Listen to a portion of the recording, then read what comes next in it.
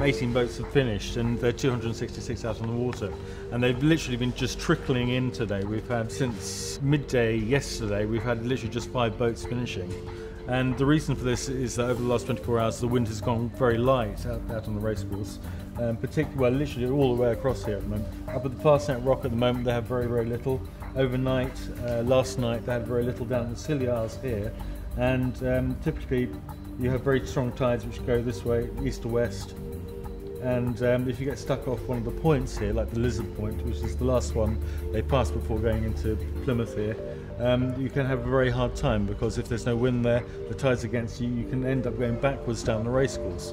So occasionally, and we haven't actually heard of any boats doing this yet, they can actually have to put an anchor out to stop them going backwards. But that's the reason why the numbers of boats have slowed up.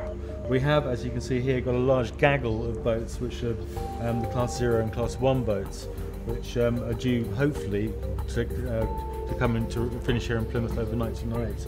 And then we've got, literally, at the moment, we've still got the tail enders, which are going around the Fastnet Rock.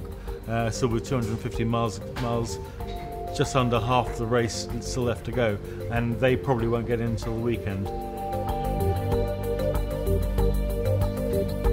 Yesterday lunchtime we had Nicholas Enstrom's 72-footer Ran arrived here, and that's a particularly interesting boat because she won the Rolex Fastnet Race outright 2 years ago, and is looking very, very good for doing it a second time this year.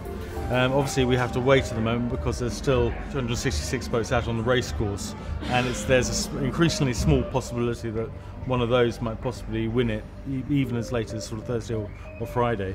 So if Nicholas Enstrom's boat does win it for a second time, it would be a phenomenal achievement, because that hasn't been done for literally decades.